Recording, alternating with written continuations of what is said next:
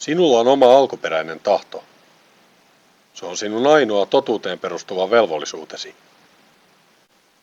Ympäröivä maailma haluaa nähdä asian toisin. Siksi se kasvattaa lapsistaan hyviä yhteiskunnan jäseniä, joita hallitsevat toiset. Aito oma tahto ei ole tervetullut, koska se on vapaa, eikä vapaita voi hallita. Miten tämä tapahtuu ja miten oma aito tahto hävitetään? Alkuperäinen oma tahto. Sinulla on oma alkuperäinen tahtosi. Se on ainoa asia, mitä tulit tekemään. Kukaan ei ole syntynyt ollakseen tekemättä mitään.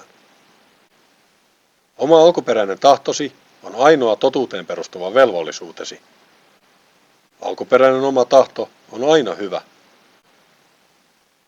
Maailma pyrkii mitätöimään oman tahdon monella tavalla. Yksi tapa on luoda harhakuva omasta tahdosta. Tämä tapahtuu siten, että omaksi tahdoksi määritellään oikeus valita tarjotuista vaihtoehdoista. Vapaa oma tahto korvataan siis oikeudella valita toisten määräämistä vaihtoehdoista. Valintojen lähde ei ole silloin kussakin itsessään. Se on ulkoisen tahon ohjauksessa. Tällöin vapaus on vapautta toisten määräämällä alueella. Tämä alue määrätään lapselle opetettavilla arvostuksilla, jotka ohjaavat valintoja.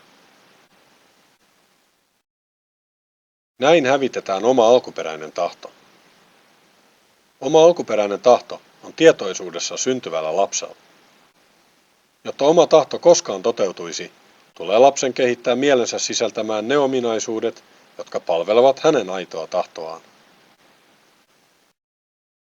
Maailma ei tarjoa lapselle sitä apua, joka auttaisi omaa tahtoa kehittymään. Sen sijaan maailma tarjoaa lapselle ulkoisten käsitysten arvoja, jotka palvelevat maailman ajatusta elämästä ja jättävät huomiotta alkuperäisen tahdon.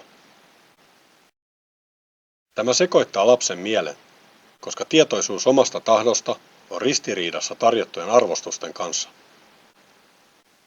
Siinä määrin kun lapsi muistaa oman tahtonsa olemassaolon, hän kokee elämänsä ajan tuskaa sisällään ja hänen mielensä on hämmentynyt. Seuraavaksi esimerkkejä siitä, miten oma tahto harhautetaan pois elämästä ja korvataan muilla ajatuksilla.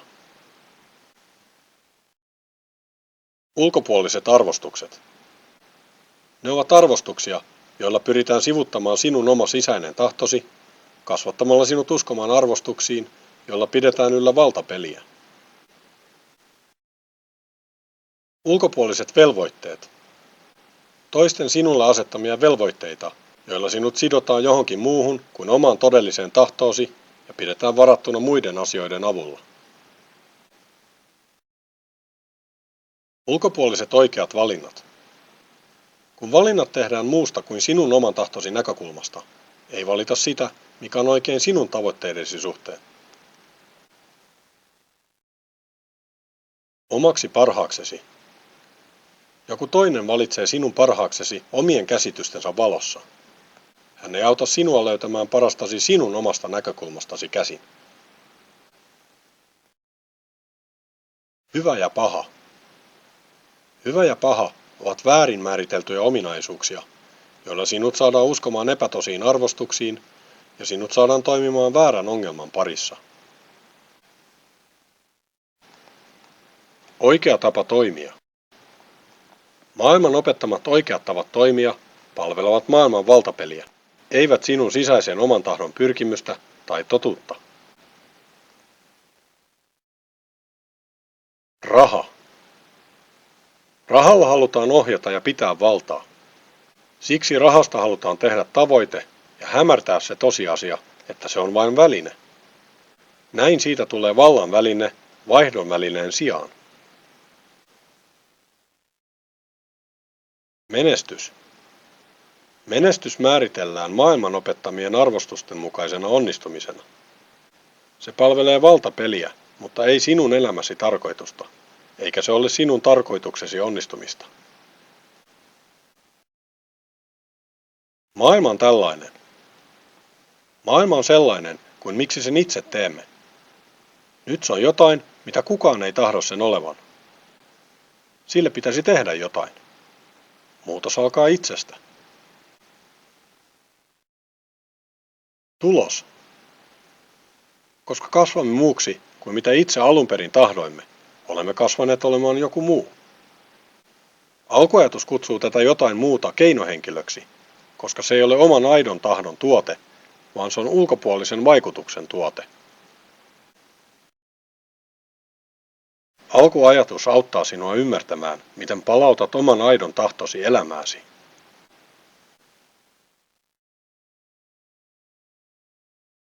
Alkuajatus. Elämän pieni käsikirja. Löydä uusi, erilainen ja vapauttava elämännäkemys itsestäsi. Alkuajatus on opas. Sinä olet vastaus. Tervetuloa kotisivulle tutustumaan alkuajatukseen. Kirja, opintopiirit, nettiopintopiirit, Facebook. Voit hankkia alkuajatuskirjan, osallistua opintopiireihin ja nettiopintopiireihin. Voit myös liittyä Alkuajatuksen Facebook-ryhmään. www.alkuajatus.org